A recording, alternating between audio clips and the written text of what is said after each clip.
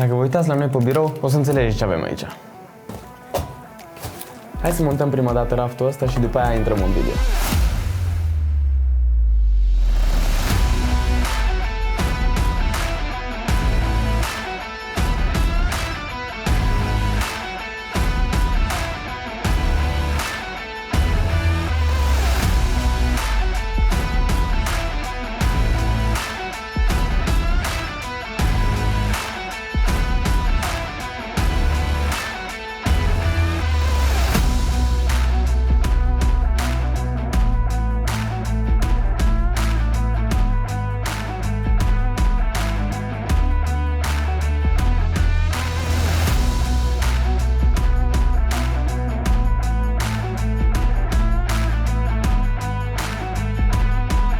Salut! Astăzi ne uităm la procesul pe care l-am parcurs noi pentru a realiza reclama pe care tocmai ați văzut-o.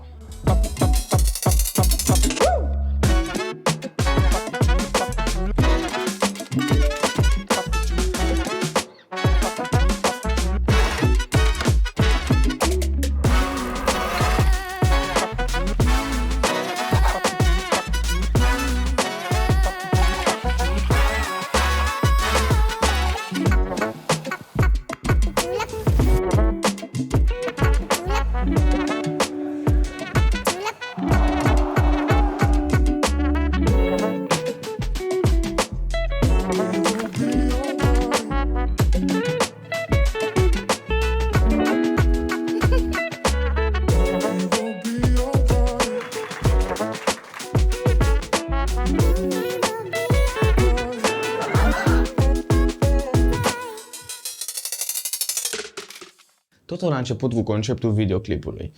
Clientul a venit la noi și ne-a spus că ne lasă libertatea să facem orice cu videoclipul pentru că are încredere în noi și în stilul nostru de filmare și de editare. Acum, la voi poate să difere pentru că poate să vină un client și să vă zică: bă, vreau un video care să arate așa, să transmită chestia asta și să aibă cadrele respective. La noi nu a fost cazul, dar depinde de situație și de situație. Primul pas în conceperea unei reclame este de a te familiariza cu locul pe care o să-l filmezi. De exemplu, dacă filmezi un local sau o firmă sau un spațiu de birouri, trebuie să mergi cu o zi înainte să cunoști locul, să îl studiezi. Filmarea unei reclame este diferită față de o situație de run and gun, pentru că nu poți să compari filmarea unei reclame cu filmarea unei nunți. Pasul 2. Apucă de script. Acum că ai văzut locația și te-ai familiarizat cu ea și știi cam ce cadre vrei să dai și cam de unde să începi video și cu ce să-l termini, acum trebuie să-ți pui ideile pe foaie. Sau poți să folosești Notion cum folosim noi și ai în aplicație toate ideile pe care le scrii. Uite, de exemplu, noi am scris în script că vrem un cadru general de afară cu locația. Cum puteți vedea și în video am pus cadru general cu locația. Pe script am scris că vrem să facem un cadru cu un subiect care să bea o cafea la o masă. La fața locului am reinterpretat cadrul ăsta și am zis că este mai bine să-l filmăm pe un fotoliu decât la o masă. Ideea e că odată ce ai făcut un script este foarte bine să te ții strict de el, dar nu foarte strict. Adică dacă tu în momentul ăla consideri că un cadru este mai bun decât ce ai scris în script, filmează-l și ăla. Am vrut să dăm ideea că localul este foarte cozy, că poți și să lucrezi, poți și să petreci timp cu prietenii. În script am scris că vrem să luăm un cadru cu un subiect care tastează la laptop, apoi își bea cafeaua. După cum puteți vedea, am folosit și cadrul acesta, ca să dăm ideea că poți să lucrezi în liniște, dar poți și să savurezi o cafea bună. Pasul 3. Du-te la filmat. După ce ți-ai scris scriptul foarte amănunțit, cât de amănunțit poți tu? Cel mai amănunțit de până acum, tu du-te la filmare, ca să vezi dacă tot ce ai scris tu pe script se poate materializa și poți să scoți cadre faine din ideile tale. După ce ai luat acolo, te-ai pus pe burtă, ai luat cadrele alea șmechere, du-te înapoi și editează. Dacă îți vin alte idei față de ce ai scris tu în script, ia și videourile alea, pentru că nu știi când cadrele care îți vin la fața locului să le filmezi se potrivesc mult mai bine decât ce ai scris tu în script. Așa că nu ezita să îți dai frâu liber imaginației și să iei cadrele și care nu sunt script. După ce ai filmat, după ce ți-ai băut cafeaua sau ai mâncat croissantul dacă ai filmat o patiserie, du-te acasă și editează video cât de repede posibil. Pentru că dacă lași materialul să zacă pe card sau în hard, o să ți se ducă creativitatea și nu o să mai știi la momentul în care te pui să editezi ce ai filmat.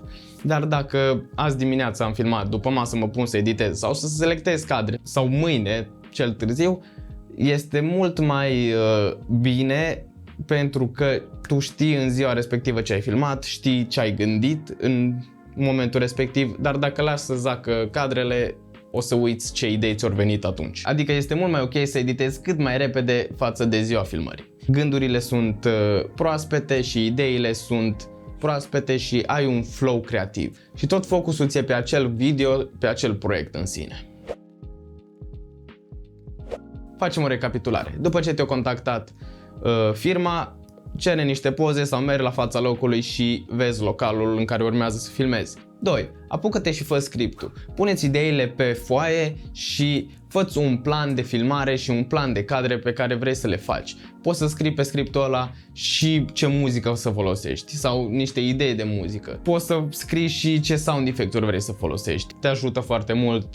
Îți scrii orice idee acolo. 3. Du-te la filmare. Du-te și pune scriptul pe care tocmai l-ai făcut în practic. Puneți ideile și creativitatea la bătaie și vezi dacă poți să scoți cadrele alea pe care ți le-ai imaginat tu când ai scris scriptul. 4. Pune-te la editat. De preferat în ziua filmării sau cât mai repede după ce ai filmat.